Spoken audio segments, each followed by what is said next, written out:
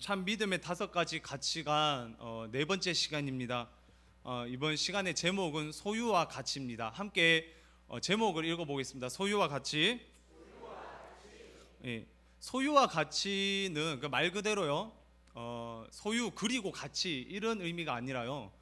소유하고 있는 것이 우리가 소유하는 것으로 인해 우리의 가치가 달라지는가라는 질문이에요. 다시 한번 말씀드리겠습니다. 우리가 소유하고 있는 것 때문에 우리의 가치가 달라지는가, 이런 것에 대한 그 가치관의 이야기입니다. 사과의 거짓말을 한번 읽어볼까요? 우리 책 39페이지죠. 책 39페이지에 있습니다. 거짓말, 네 번째 거짓말 함께 읽어보겠습니다. 내 의미와 가치는 내가 소유한 것의 질과 양으로 평가된다. PPT를 한번 띄워주세요. 거짓말, 네 번째 거짓말은요, 내 의미와 가치는 내가 소유한 것의 질과 양으로 평가된다. 이것이 바로 거짓말이라는 거예요. 내가 어떤 것을 소유하고 있는지, 그리고 얼마만큼 소유하고 있는지에 대해서 우리가 가치를 여길 때가 있어요. 근데 그것이 거짓말이라고 그 책에서는 이야기합니다. 우리 흰 박스 있는데요, 첫 번째 문단을 제가 읽어보겠습니다. 네 번째 거짓말을 듣는 우리의 대답은 대번에 아니요일 것이다. 그죠? 우리가 소유한 대로 우리의 가치가 매겨지나요?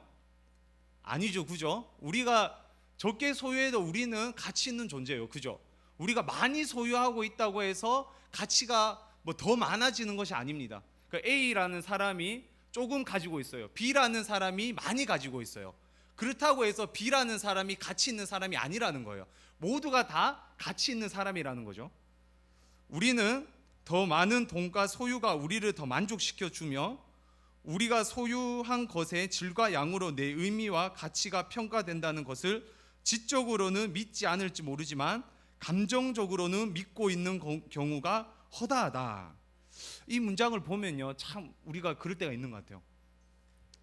저는 감정적이라는 말보다 본능적이라는 말이 좀 어울리는 것 같다라는 생각을 했습니다. 우리는 본능적으로요, 우리가 가지고 있는, 그리고 무엇인가를 가지고 있다는 것에 대해서 가치를 평가할 때가 있습니다. 예를 한번 들어볼까요? 큰 차를, 좋은 차를 타고 다니면 왠지 물어봐요. 저 사람 뭘 하는 사람이야? 그죠? 그런 적 있죠, 여러분들? 그리고 감사합니다. 큰 집에 살고 있어요. 그러면 왠지 저 사람 근사해 보여요. 근데 상대적으로 조그만 차를 타고 있습니다. 그럼 어떻게 보나요? 깔봐요. 저 차가 모닝이거든요. 깔본다라는 거예요. 이것은요, 본능적인 거예요. 감정적이라고 생각하기보다는 본능적인 것 같아요. 마치 공이 날라오면요, 눈을 딱 감듯이, 그리고 맛있는 음식을 보면 침이 흘러나오듯이 내가 제어할 수 없을 정도로 본능적으로 평가를 하게 되는 것 같습니다. 그래서 그 다음 문장 보면요, 즉 많은 사람이 존재론적인 삶을 말하고 그것을 추구할지라도 불행하게도 어느 순간에 소유적인 삶을 살아가는 자신의 모습을 발견하게 된다, 이 말이에요. 우리가 좋은 옷을 입으면 당당해집니다. 새 옷을 입고 다려진 옷을 입으면 당당해져요.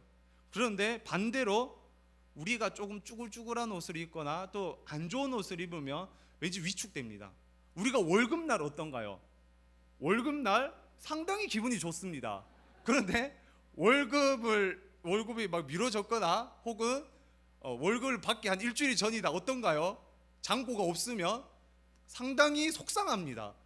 상당히 하루하루가 힘들고 불쾌해요. 자, 이렇게 우리는요, 소유에 따라 우리의 가치가 매겨질 때가 있다라는 거예요. 기분이 나쁠 때가 있고 기분이 좋아질 때가 있다라는 것을 우리는 삶의 현장에서 발견하곤 합니다. 그렇다면요, 이러한 가치관, 소유에 따라 가치가 변하는 이런 가치관을요, 어떻게 믿음의 가치관으로 바꿀 수 있을까요? 우리는 5가지 가치관에 대해서 이야기하고 있죠. 믿음의 가치관으로 이것을 깨트려야 합니다. 오늘 강의 예배를 통해서 이 가치관이 변화되는 저와 여러분들 되시길 간절히 소망합니다. 예, 서론 첫 번째인데요. 제가 잘못 누른 것 같네요. 제 다음 장입니다. 40장. 우리 PPT 다시 한 번만 해주세요. 예. 왜 더 좋아 보이는 것이 언제나 더 좋은 결과를 가지고 오지 않는가?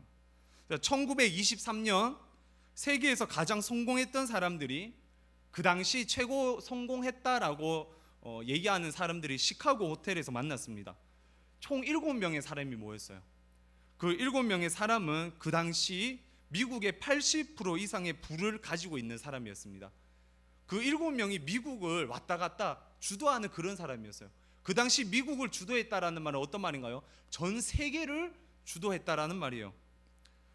7명의 사람들 중에요, 세계 철강 사업을 이끌어가는 사람도 있었고요, 뉴욕 증권거래소 대표가 있었습니다. 은행장도 있었고요. 어마어마한 사람들, 우리가 도저히 만날 수도 없고 언론에서도 공개하지 않는 그런 7명의 사람들이 모였었던 거예요. 그 7명은요, 미국의 부의 시작과 끝이었습니다. 그런데 20년 뒤, 20년이라면 어떻게 보면 길지만 매우 짧은 시간이죠. 어마어마한 부를 가진 사람들이 20년 뒤에 어떻게 됐을까요? 한 명은 빚쟁이가 되었습니다. 이 빚쟁이가 된 사람은요, 세계 철강 사업을 이끌어가는 대표가 빚쟁이가 되었다고요. 한 명은 파산을 신고했습니다. 파산당해요. 2명은 부조리 때문에 감옥에 가게 되고요, 3명은 자살해서 이 세상에 없었다라고 얘기를 합니다. 20년 전 미국 경제에, 전 세계의 경제를 이끌어가고 있는 그 7명의 사람이요, 20년 후에는 불행한 삶을 살고 있었다라는 거예요. 왜 더 좋아 보이는 것이 언제나 더 좋은 결과를 가져오지 않는가? 이 이야기는 더 좋아 보이는 것이 언제나 더 좋은 결과를 가지고 오지 않는다라는 것을 이야기하고 있습니다. 반대로 나쁘게 보이는 것도요, 때때로 더 좋은 결과를 가지고 오기도 해요. 우리 삶의 현장에서 비록 힘들고 어렵지만 더 좋은 결과를 가지고 올 때가 있습니다. 많은 재산을 가지고 있다고 해서 좋은 결과를 가지고 오는 것이 결코 아니라는 것을 책에서 설명하고 있어요. 두 번째 질문인데요,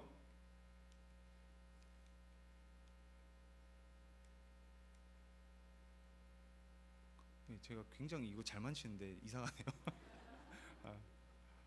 예, 두 번째 질문입니다. 내게 돈이 더 있다면 좀 더 행복할 텐데, 맞다 틀리다? 맞습니까 틀립니까?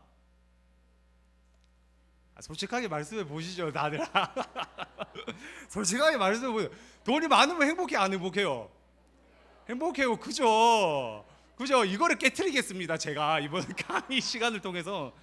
자, 미국 이혼 가정의 46%가요, 돈의 문제로 이혼한다라고 이야기를 해요.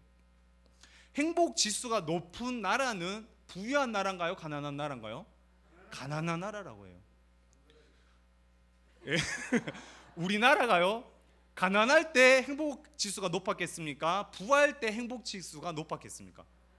가난할 때 행복 지수가 높았습니다. 다시 한번 질문을 봅시다. 내게 돈이 더 있다면 좀 더 행복할 텐데, 맞다 틀리다?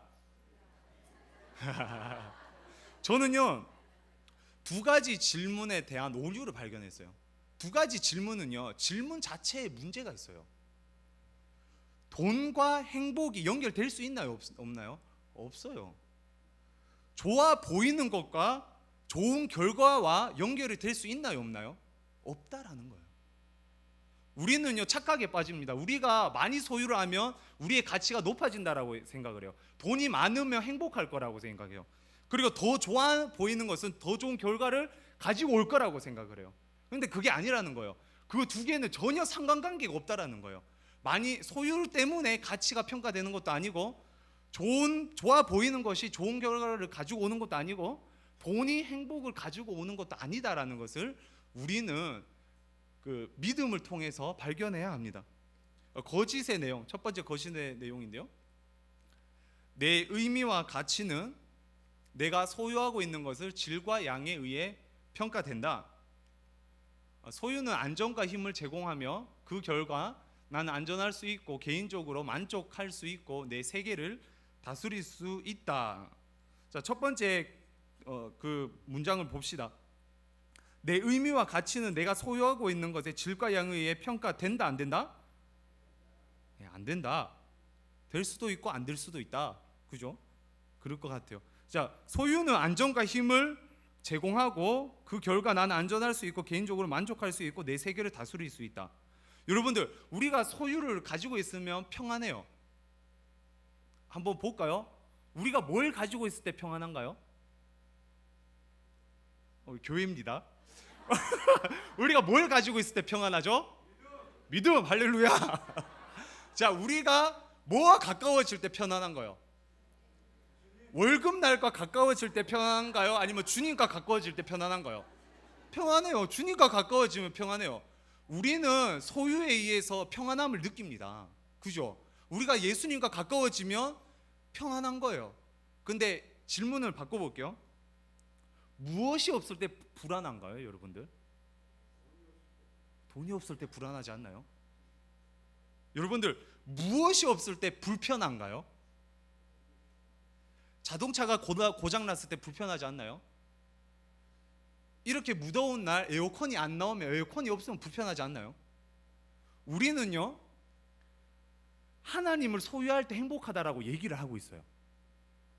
그런데 하나님이 없다고 불편하진 않아요. 이게 오류라는 거예요. 우리는 돈이 없으면 불편하고요, 우리는 자동차가 없으면, 에어컨이 고장나면 불편해요. 하나님이 없고 은혜가 없는데 전혀 불편하지 않아요. 가끔씩 찔림은 있는데 불편하지 않아요. 삶에서 전혀 불편함을 못 느껴요. 그러면 소유는 안정과 힘을 제공하며 그 결과 나는 안전할 수 있고 개인적으로 만족할 수 있고 내 세계를 다스릴 수 있다. 이 소유는요, 영적인 소유가 될 때가 있습니다. 그런데 물질적인 소유로 우리가 편안함과 안전함을 느낄 때가 많아요. 만족함을 느낄 때가 많아요. 근데 이것은 참이다, 거짓이다? 거짓이다. 더 많은 것, 더 좋은 것이 나를 무엇인가로 만든다. 이 물질적으로 더 많은 것, 물질적으로 더 좋은 것은 나를 무엇인가로 만들지 못합니다. 근데 우리는요, 우리의 삶의 현장에서 물질적으로 더 많은 것, 또 더 좋은 것을 가질 때 우리는 무엇인가를 만드는 것 같은 착각에 빠질 때가 있다라는 거예요. 그리스도인들은요, 그래서 끊임없이 고민을 해야 돼요. 우리가 무엇을 가질 때 만족함을 느끼는지, 무엇을 가질 때 내가 어떤 사람인지를 만드는지. 우리는 성령 충만할 때 진짜 그리스도인이 되는 거고 진짜 행복을 느낄 수 있는 거예요. 우리는 말씀이 없을 때 불행한 거예요. 불안해야 되는 거예요. 근데 우리가 세상 사람들하고 똑같이 물질이 없을 때 불안하다, 그리고 에어컨이 고장나서 불편하다, 그럴 수는 있어요. 하지만 영적인 것에도 우리가 예민하게 반응할 수 있어야 된다는 말입니다. 토니 던지는 이렇게 얘기를 합니다. 우리 함께 읽어볼까요? 세상을 목적으로 하지 마십시오. 슈퍼볼 챔피언십, 우승 반지, 명예, 재산은 그리스도가 없으면 아무것도 아닙니다. 우리는 세상적인 성공을 위해 부름받은 것이 아니라 신실하게 살도록 부름받았습니다. 아멘. 아멘이 나오죠. 토니 던지가 저랑 똑같은 말을 했습니다. 우리는요, 물질을 많이 가져서 행복한 게 아니라 영적인 것을 가졌을 때 행복해야 된다는 거예요. 그리스도인들은 성령 충만하지 못했을 때 불안해해야 된다는 거예요. 오늘 하루를 살아갈 때 돈의 소유를 당하는 것이 아니라, 사람들의 관심에 소유를 당하는 것이 아니라 하나님에게 소유를 당해야 돼요. 그래서 저는 이렇게 생각해 봤습니다. 내가 무엇을 소유했는가를 돌아보는 것이 아니라 내가 누구에게 소유당하고 있는지를 돌아봐야 된다는 거예요. 내가 가진 게 무엇인가를 보는 것이 아니라 내가 누구의 소속인가, 내가 누구에게 소유를 당했는가라는 것을 봐야 된다는 거죠. 그렇다면 진실로 한번 가봅시다. 진실을 우리 한번 같이 읽어보겠습니다. 하나님은 부 자체를 반대하지 않으신다.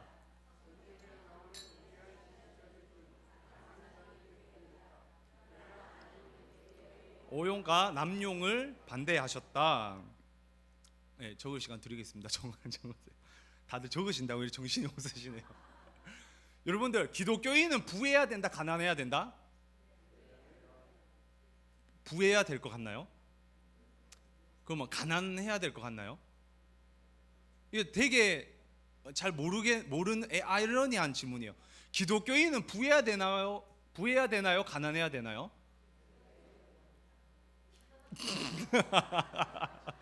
상관없다.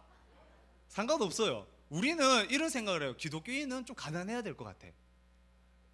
한번 말을 약간 바꿔봅시다. 목사는 부해야 되나요? 가난해야 되나요? 상관없다. 부하든 가난하든 상관이 없어요. 성경에서 부한 사람이 많이 나오나요? 안 나오나요? 많이 나와요. 아브라함, 이삭, 야곱 부했죠. 그리고 솔로몬 왕 부했습니다. 욥도 어마어마한 부자였어요. 신약에서는 바나바도 부자였습니다. 그는 엄청난 부자여서 초대교회 많은 사람들에게 자기의 재산을 팔아서 나눠주는 그런 부유한 사람이었어요. 부자가 많았고요, 왕족도 있었고 귀족도 있었습니다. 하나님께서 지적하는 것은요, 부한가 부하지 않는가 이게 아니라 오용과 남용이에요. 오용이 뭔가요? 오용은요, 잘못 사용하고 있는 것. 남용은요, 많이 사용하고 있는 것. 하나님께서는요, 부한가 가난한가를 평가하는 것이 아니라 잘못 사용하고 있는가, 그리고 많이 사용하고 있는가, 이것을 보신다라는 거예요. 그래서 오늘 본문 5장 1절에서 6절까지 우리 한 절씩 다시 한번 교독하도록 해보겠습니다. 들으라 부한 자들아, 너에게 이 말 고생으로 말미암아 울고 통곡하라. 너희 금과 은은 녹이 쓸었으니 이 녹이 너희에게 증거가 되며 불같이 너희 살을 먹으리라. 너희가 말세의 재물을 쌓았도다.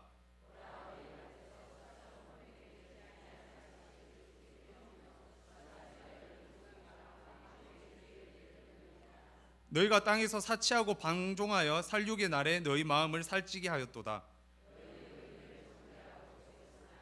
그는 너희에게 대항하지 아니하였느니라. 아멘. 여러분들, 누구를 심판하고 있나요? 들으라 부한 자들아. 그 야고보 사도는요, 부한 자들을 심판하고 있어요. 부한 자가 누군가요, 여러분들? 부라는 것은요, 상대적인 개념이에요. 제가 부할까요, 가난할까요? 저는요 저보다 가난한 사람들에 비하면 부할 거예요. 저보다 부한 사람에 비하면 가난한 거예요. 부는요, 상대적인 개념이에요. 그러면 여기서 부한 자가 누군지, 하나님께서 심판하시는 부한 자가 누군지를 우리가 살펴봐야 된다는 거예요. 하나님께서는 어떤 사람을 심판받는 부한 자라고 보시는가? 자, 하나님께서는요, 첫 번째 2절 3절인데요. 2절 3절 하기 전에 이제 3번 부자들에 대한 하나님의 경고. 부의 오용은 하나님의 심판을 불러온다. 여기서 말하는 심판받는 자는요, 부를 오용하는 사람들, 부를 잘못 사용하고 많이 사용하는 사람들을 하나님께서 심판하신다라는 거예요. 자, A 첫 번째는요, 쌓아두지 마라. 우리 2절 3절인데요, 제가 읽어보겠습니다. 너희 재물은 썩었고 너희 옷은 좀 먹었으며 너희 금과 은은 녹이 쓸었으니 이 녹이 너희에게 증거가 되며 불같이 너희 살을 먹으리라. 너희가 말세에 재물을 쌓았도다. 여러분들, 그 야고보 사도가 심판하는 부한 자의 특징 첫 번째가 뭔가요? 쌓아둔 사람이라는 거예요. 쌓아두었다. 하나님께서 심판하는 부한 자는요, 많이 가진 자가 아니라 쌓아두은 자들이에요. 자기를 위해 쌓아두은 자. 자, 누가복음 12장에 한 부자 비유가 나오죠. 부자가 있었습니다. 그는 많은 재물을 곳간에 쌓았어요. 계속 곳간에 쌓습니다. 그리고 곡간을 리모델링하면서 계속 곡간을 불려요. 그리고 내일 내가 이거를 써야겠다, 내일 이것을 내가 마음껏 써야겠다 했는데 그날 하나님께서 목숨을 가져가면 그 모은 것은 아무것도 아니라는 거예요. 그렇다면 부한 자들이 쌓아두는 부한 자들, 하나님께서 심판하시는 쌓아두는 부한 자들을 어떻게 해야 될까요? 나누어 줘야 된다라는 거예요. 하나님께서는요, 쌓아두는 사람은 심판합니다.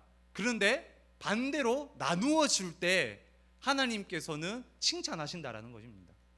자, 두 번째, 부한 자의 특징이 있어요. 우리 4절 말씀인데요. 보라, 너희 밭에서 추수한 품꾼에게 주지 아니한 싹이 소리 지르며 추수한 자의 우는 소리가 만군의 주의 귀에 들렸느니라. 자, 어떻게 되어 있나요? 훔치지 마라. 부한 자의, 하나님께서 심판하시는 부한 자의 두 번째 특징은요, 잘못 버는 사람들이에요. 법을 위반하고 사람들에게 피해를 주고 거짓으로 돈을 버는 사람들. 그래서 훔친 사람들을 하나님께서는 심판하신다라는 거예요. 그렇다면 반대로 어떻게 할 때 하나님께서 칭찬하시겠습니까? 바르게 벌 때. 하나님께서는 잘못 버는 사람들을 심판하십니다. 반대로 바르게 버는 사람들에게는 하나님께서 칭찬하신다라는 거예요. 바르게 많이 버는 여러분들 되시길 간절히 소망합니다. 자, 세 번째, 심판하는 부한 자의 특징은요, 우리 5장 5절 말씀인데요, 우리 함께 읽어보도록 하겠습니다. 땅에서 사치하고 방종하여 살육의 날에 너희 마음을 살찌게 하였도다. 어떤 사람인가요? 낭비한 사람. 하나님께서 심판하는 부한 자는요, 낭비한 사람이에요. 낭비하면 하나님께서 심판하시는 거예요. 그렇다면 어떻게 해야 될까요? 절제해야 된다라는 거예요. 자기를 위해 막 낭비해서 쓰는 것이 아니라 조금 욕심이다 싶으면, 내가 있는데 좀 참아야 된다 싶으면 참을 줄 알아야 된다는 거예요.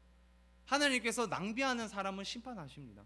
자기를 위해 쓰고 자기를 위해 재물을 축적하고 자기를 위해 남용하는 사람들은 하나님께서 심판하세요.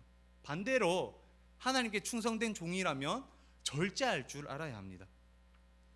자, 네 번째, 하나님께서 심판하는 부한 자의 특징, 우리 6절 말씀입니다. 함께 읽어보도록 하겠습니다.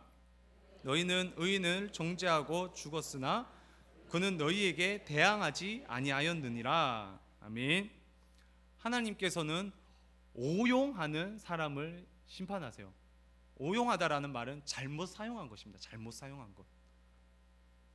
부한 자들은, 하나님께서 심판하는 부한 자들은요, 잘못 사용했어요. 그것을 가지고 의인을 정죄하고 죽였습니다. 의인을 도와주고 또 의인을 베풀어 주는 것이 아니라 의인을 정죄하고 죽였어요. 그리고 의롭지 못한 일에, 불의한 일에 자신의 재산을 사용했습니다. 자신의 소유를 사용했어요.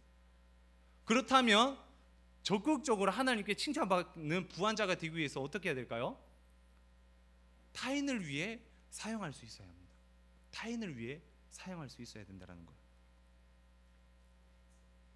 자, 우리는 네 가지 유형의 또 심판받는 사람에 대해서 이야기를 했습니다. 첫 번째는요, 쌓아두는 사람. 두 번째는 뭐였죠? 훔친 사람, 잘못 번 사람이죠. 세 번째 사람은 낭비한 사람. 네 번째는 오용한 사람. 그리고 적극적으로 우리가 선한 행동을 하는 칭찬받는 부한 자의 네 가지에 대해서 살폈어요. 첫 번째는 나누어 줘야 되겠죠. 두 번째는 바르게 벌고, 세 번째는 절제하고, 네 번째는 타인을 위해 쓸 수 있어야 합니다. 근데 이렇게 하기에 쉽나요? 어렵나요? 여러분들 사고 싶은 거 절제하기 쉽나요? 어렵나요? 저 TV를 봤는데 청소기가 있어요. 있어요. 그런데 로봇 청소기가 나왔어요. 청소기가 있는데 로봇 청소기가 나왔어요. 사기가 쉽나요? 참기가 쉽나요? 참기가 쉽나요? 할렐루야. 로봇 청소기를 샀어요. 근데 잘 안 돼요. 업그레이드가 됐대요. 이거는 그러면 이거를 남 주고 이거를 사야겠다. 혹은 요즘 중고점이 많잖아요. 이거는 그러면 중고에 팔고 50%를 받고 조금 더 얹어서 새 거를 사면 되겠다. 이거는 뭐예요? 남용이죠. 남용인 거예요. 절제하기란 참 쉽지가 않아요. 나를 위해 쓰는 건데, 내 가족을 위해 쓰는 건데 뭐 어때? 참 쉽지 않은 게 이 네 가지라는 거예요. 그렇다면 이것을 쉽게 하기 위해서 어떻게 해야 되나요? 오늘 리처드 포스터가 얘기를 하는데요. 다 제가 한번 읽어보겠습니다. 우리는 성령의 능력으로 돈을 사로잡고 정복하여 그리스도와 그의 나라를 위하여 봉사하게 한다. 우리는 행복이 물질적 풍요로 규정되는 것이 아님을 알고 있다. 그저 우리는 행복이 물질적 풍요로 규정되는 것이 아니에요. 따라서 모든 것을 부담 없이 소유할 수 있다. 쌓아둘 필요 없을 만큼만 갖고 있으며 사로잡히지 않고 소유하는 것이다. 우리는 돈을 잘 훈련된 영적 생활이라는 한도 내에서 사용한다. 돈은 하나님의 영광과 만인의 유익을 위하여 쓰일 뿐이다. 돈이 뭐를 위해 쓰인다고요? 하나님의 영광과 만인의 유익을 위하여 쓰일 뿐이다. 돈이란 존재는요, 하나님의 영광과 만인의 유익을 위하여 쓸 뿐인 거예요. 근데 무슨 능력으로 할 수 있다고요? 성령의 능력으로. 우리의 힘으로 할 수 있다 없다? 없다. 성령에게 사로잡힐 때 우리는 이것을 할 수 있다라는 거예요. 그래서 우리는 월급날에도 성령 충만을 위해서 기도해야 되는 거예요. 하나님, 이 돈을 잘 쓸 수 있게 해달라고 기도해야 되는 거예요. 하나님의 나라를 위해 쓸 수 있게 해달라고 기도해야 되는 거예요. 왜? 우리의 가치는 물질적 소유가 아니라 영적인 소유이기 때문에, 하나님 나라의 소유가 우리의 가장 소중한 가치이기 때문에 그렇게 기도해야 된다는 거예요. 그렇다면 부에 대한 하나님의 처방, 그러니까 우리가 부에 대한 하나님의 처방이란 말은요, 어떻게 하면 하나님께서 기뻐하시는 부가 되는지, 또 이런 말이겠죠. 우리 첫 번째는요, 충실하게 모으라. 한번 따라해 봅시다. 충실하게 모으라. 이건 뭐 누가 몰라서 모르나요, 그죠? 자, 오용해서는 안 된다라는 거예요. 남용해서는 안 된다라는 거예요. 오용은 잘못 사용하는 거고 남용은 많이 사용하는 거라고 했습니다. 이렇게 하면 안 된다라는 거예요. 우리는 모아야 합니다.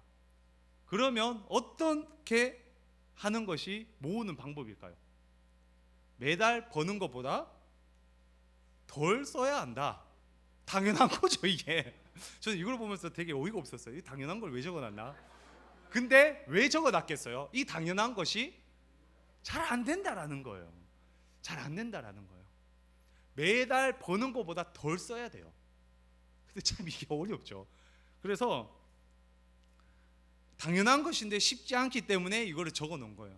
이것을 위해서 우리는 또 다양한 방법을 사용해야 됩니다. 가계부를 정리를 한다거나 또 뭐 정리 같은 걸 해서 품목을 따로 배정을 한 다음에 줄인다거나 혹은 뭐 이렇게 조절을 할 필요가 있겠죠. 그런 지혜가 필요하다라는 거예요.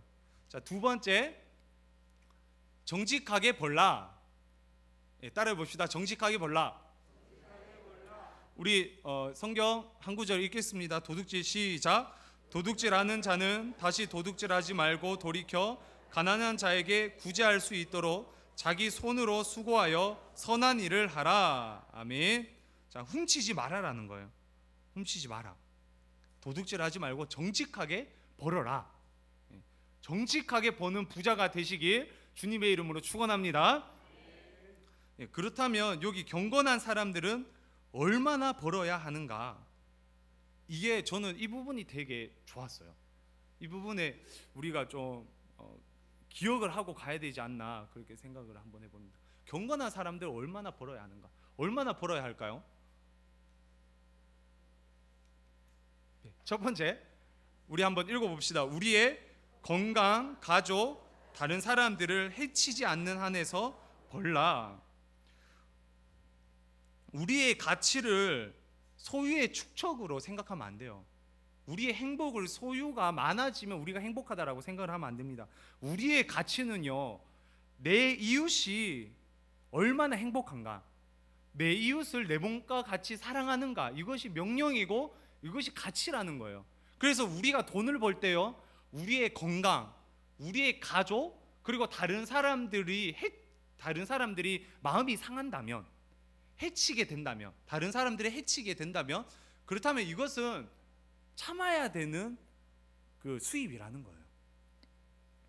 한번 우리가 잘 돌아봐야 될 것 같습니다. 우리가 돈을 벌면서 가정에 소홀했던 적이 없는지, 우리가 돈을 벌면서 우리의 건강에 소홀했던 적이 없는지, 우리가 돈을 벌면서 다른 사람들을 해치고 다른 사람들의 인격을 무시한 적이 없는지, 우리가 기독교인이라면 반드시 이 질문을 항상 우리에게 던져봐야 할 거예요.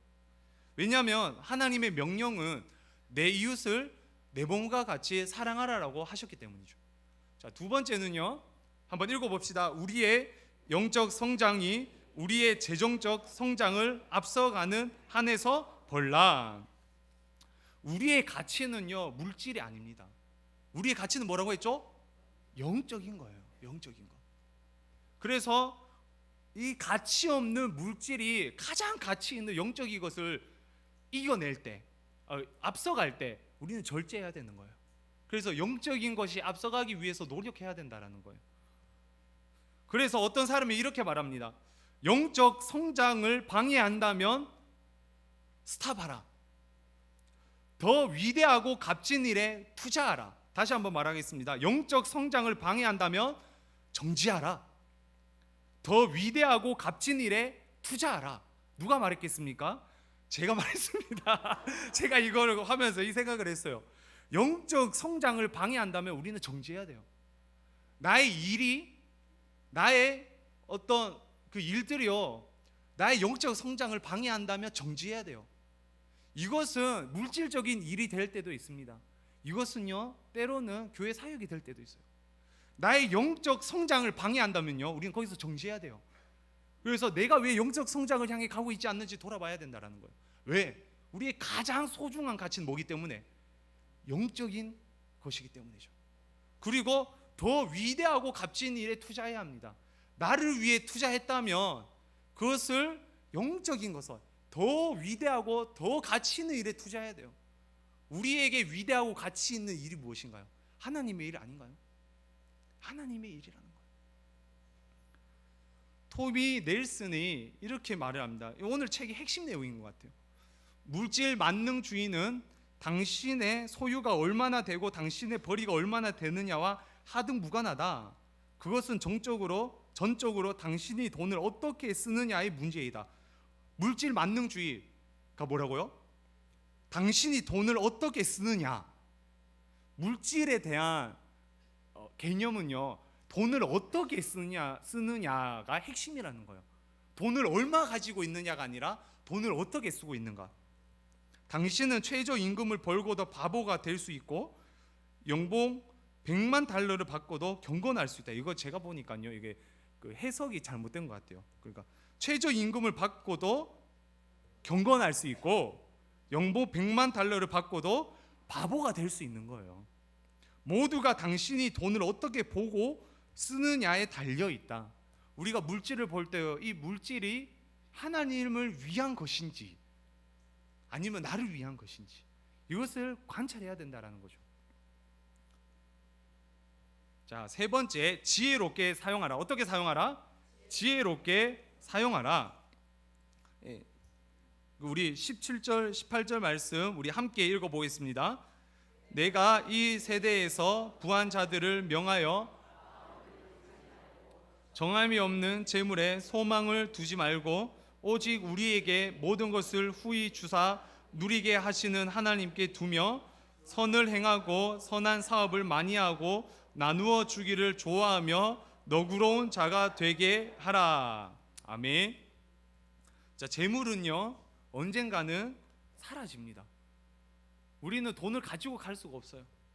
우리는 빈손으로 태어나고 빈손으로 가게 돼 있어요. 그래서 우리가 가지고 있는 것을 선한 일에 사용할 수 있어야 합니다. 그래서 디모데전서 6장 18절 상반절 말씀에는요, 선을 행하고 선한 사업을 많이 하고 이렇게 되어 있어요. 그리고 누리고 나누는 것에 균형을 잃지 말아야 합니다. 오직 우리에게 모든 것을 후히 주사 누리게 하시는 하나님께 두며, 하나님께서는 우리에게 누리라라고 물질을 주세요. 정적으로 우리의 것이 됩니다. 근데 이것을 나누는 데서 쓸 수 있어야 된다는 말이죠. 그러니까 왜 우리가 하나님께서 주시는 더 우리가 번 돈을 나눠야 되나? 우리가 뭐기 때문에? 청지기이기 때문에. 청지기가 뭔가요? 청지기, 한 가정의 집사 같은 거예요. 가정의 집사. 요셉이 보디발의 집에 노예로 살았죠, 그죠? 그런데 보디발은 모든 소유를 요셉에게 맡깁니다. 그래서 요셉이 보디발의 집의 모든 것들을 통치해요. 이게 바로 청지기예요, 청지기. 보디발의 청지기가 요셉이었다라는 거예요. 그런데 그래서 보디발의 집의 청지기가 요셉일 때 요셉이 모든 것들을 누릴 수 있었어요. 보디발이 가지고 있는 것이 요셉의 것이었습니다. 근데 보디발이 오해를 했어요. 어떤 오해를 했죠? 자기 아내를 탐했다라는 오해를 했어요. 그랬더니 요셉은 어디에 가나요? 감옥에 가는 거예요. 보디발의 그 재산은 요셉한테 떨어지나요? 안 떨어지나요? 하나도 안 떨어져요. 이게 바로 청지기예요, 여러분들. 청지기는요, 주인의 것을 맡은 자입니다. 그런데 주인을 만족시키지 못하면요, 바로 잘려요. 청지기의 주된 목적은요, 주인이 원하는 것을 빨리 파악해야 합니다. 그리고 그대로 돈을 쓸 수 있어야 돼요. 그래, 달란트 비유죠. 무릇 있는 자는 받아 풍족하게 되고 없는 자는 그 있는 것까지 빼앗기리라. 우리의 소유의 주인은 누구신가요? 하나님. 할렐루야. 그 주인은 세상의 주인이에요. 우리의 주인은 세상의 주인이에요. 세상의 모든 것을 가신 거예요, 계신 분이에요. 그래서 우리가 하나님의 뜻을 잘 알고 하나님의 뜻대로 우리의 것을 사용했을 때 하나님께서 더 크신 것을 주신다라는 거예요. 근데 반대로 내 거라고 생각하면서 내 멋대로 생각하면, 내 멋대로 생활하면 하나님께서 있는 것까지도 빼앗아 버린다라는 거예요. 보디발은 오해했어요. 보디발은 오해해서 요셉을 쫓아냈습니다. 하나님은 오해하실 분이신가요? 아니에요. 하나님은 겉모습만 보시는 분인가요? 아니에요. 하나님께서는 우리의 속마음까지 보면서요, 우리의 가치관이 어디에 있는지, 우리의 물질을 어디를 향해 가고 있는지를 정확하게 관찰하시는 분이세요. 우리는 하나님의 청지기의 삶을 살아야 합니다. 우리의 돈의 금액이 차이가 금액에 따라 소중하고 덜 중요하고 이게 아니에요. 청지기다운 삶을 살면 그것은 소중한 사람이 됩니다. 반대로 많이 가져도 청지기다운 삶을 살지 못하면 우리는 있는 것까지 빼앗기는 악한 종이 됩니다. 우리 다음 네 번째, 부에 대한 하나님의 처방 네 번째입니다. 관대하게 주라. 어떻게 주라고요? 관대하게 주라. 흩어 구제하여도 더욱 부하게 되는 일이 있나니 과도히 아껴도 가난하게 될 뿐이라. 구제를 좋아하는 자는 풍족하여 질 것이요 남을 윤택하게 하는 자는 자기도 윤택하여 지리라. 관대하게 주라. 내야 될 것을 내야 합니다. 그죠? 내야 되는 것을 내야 돼요. 세금도 내야 되고요. 그리고 회비도 내야 돼요. 내야 될 것을 내야 합니다. 그리고 관대하게 더 줄 수 있어야 돼요. 어려운 사람을 도와줄 때는 더 줄 수 있어야 합니다. 그래서 주요 원리가 있는, 제가 또 실수해서 눌렀네요. 예, 컴퓨터를 잘 못합니다, 제가. 주요 원리가 있는데요, 탐심에 대한 해독제는 관대해지는 것이다 라고 되어 있어요. 우리가 탐심이란 말이 뭔가요? 막 갖고 싶고 이거 나 갖고 싶은데 이렇게 생각하는 게 탐심이죠, 그죠? 욕심 부리는 것. 이 욕심 부리고 싫죠, 그죠? 근데 욕심이 막 부려지는 거예요, 우리는. 근데 이거를 이기기 위해서는 어떻게 해야 된다고요? 관대해져야 된다는, 관대해져야 된다. 그래서 리차드 포스터는 이렇게 말합니다. 돈에 대하여 가장 모독적인 행위, 즉 돈을 주워 버려라. 돈을 활성화시키는 힘은 돈의 가장 비본질적인 요인이라고 할 수 있는 주는 일과 공존할 수가 없다. 여러분들 무슨 말인지 알겠나요? 모르겠나요? 저 이거를 10번 정도 읽고 무슨 말인지 모르겠는 거예요. 그래서 목사님들한테 물어봤더니 우리 이소근 목사님께서 잘 설명해 주셨어요. 어떤 말이냐면요, 돈이라는 물질 그 돈이란 게 있을 때 돈이 우리를 돈을 막 가지고 싶어하는 거, 그것이 돈이 원하는 거라는 거예요. 근데 돈을 모욕하는 행위가 뭘까요? 그냥 나 필요 없어, 나 이거 괜찮아, 이거 필요 없어, 이게 모욕적인 행위라는 거예요. 그죠? 근데 이게 관대해지는 방법이에요. 나 필요 없는데, 나 돈 필요 없어, 괜찮아, 너 써. 이게 돈을 모욕하는 행위라는 거예요. 돈을 활성화시키는 힘과 주는 일은 공존할 수 있다 없다? 없다라는 거예요.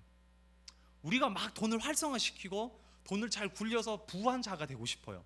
그러면 주지 못해요, 솔직하게. 그죠? 어떻게 주는데 그렇게 될 수 있겠어요? 우리는 가끔 이런 생각을 합니다. 내가 이렇게 주면 말씀대로 부해지겠지. 이것은 한참 뒤에 부해져요. 때때로 이 세상이 아니라 천국에서 부해질 수도 있어요. 결국에 부해져요. 근데 이 세상 법칙은요, 부해주는 것과 나누어 주는 것은 절대 공존할 수가 없어요. 여러분들 무엇을 선택하시겠습니까? 부해지고 싶나요? 나누어 주고 싶나요? 나누어 지는 것을 선택하는 것이 믿음의 가치관이라는 거예요.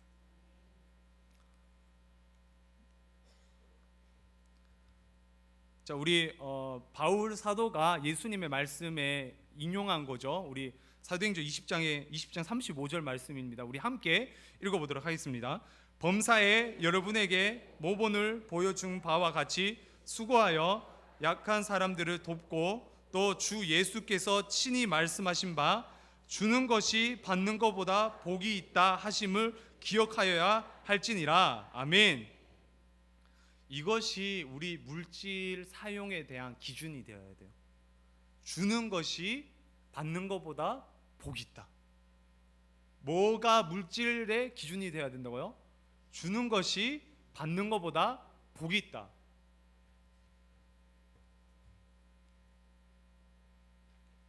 넘어갈게요. 그래서 우리 첫 번째 질문이 있었죠. 우리 첫 번째 서론 두 가지 질문이 있었습니다. 첫 번째 질문은 왜 더 좋아 보이는 것이 언제나 더 좋은 결과를 가지고 오지 않는가? 여기서 저는 이 질문이 잘못됐다라고 생각을 했어요. 더 좋은 결과를 가져오기 위해서는 뭐가 필요하냐면요, 더 좋은 과정이 필요해요. 우리가 거짓말을 하고 나쁜 짓을 하고 이상한 방법으로 돈을 가졌다, 더 좋은 결과를 얻지 못합니다. 아무리 많이 가졌다고 좋아 보이는 것처럼 보이는데요, 좋은 결과를 가지지 못해요. 좋은 결과를 가지기 위해서 뭐가 필요하다고요? 좋은 과정이 필요하다라는 거예요. 그래서 이 질문에는 오류가 있어요. 더 좋아 보이는 것은 언제나 더 좋은 결과를 가져오지 않는가?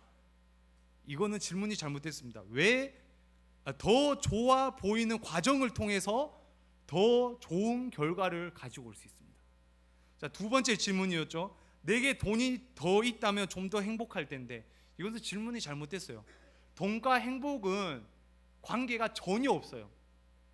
우리는 나누어 줄 때 행복을 느낄 수 있습니다. 하나님의 말씀대로 살 때 행복을 느낄 수 있습니다. 그래서 예수님께서 말씀하셨죠. 어떤 사람이 복이 있다? 주는 것이 받는 것보다 복이 있다. 주는 것이 더 복이 있다. 그래서 이 질문은 정확하게 말하면 이걸로 바뀌어야 되겠죠. 더 많이 준다면 좀 더 행복할 텐데. 맞나요? 틀렸나요? 맞습니다. 더 많이 줄 때 우리는 더 행복할 수가 있는 거예요. 자, 우리 네 번째 거짓말이었죠. 내 의미와 가치는 내가 소유한 것의 질과 양으로 평가된다. 우리는 질이라는, 소유의 질이라는 것에 본능적으로 얼마를 버는가라고 생각을 해요. 우리 소유를 얼마나 버는가. 이것은 이 질문에 대한 질문을 바꿔봐야 돼요. 어떻게 버는가? 내 소유의 질은 내가 어떻게 버는가에 대해서 물어봐야 합니다. 그 내 소유의 양은 뭘까요? 얼마를 소유하고 있는가라는 것이 아니라 얼마를 어떻게 베풀고 있는가. 우리의 가치는요, 우리의 소유의 질과 양으로 평가되기도 해요. 그런데 기독교인의 소유의 질과 양의 평가는요, 얼마를 벌고 얼마를 소유하는 것이 아니라 어떻게 벌고 얼마를 베풀고 있는가에 따라 우리의 소유를 결정해야 된다라는 것입니다. 말씀을 맺도록 하겠습니다. 우리는 청직이에요. 청직이에요. 잘 벌어서 잘 사용합시다. 그래서 하나님께서 잘했다, 착하고 충성된 종아, 잘했다, 우리 신일교회 귀한 공동체 성도분들, 이렇게 하나님께 칭찬받는 저와 여러분들 되시길 간절히 축원합니다. 제가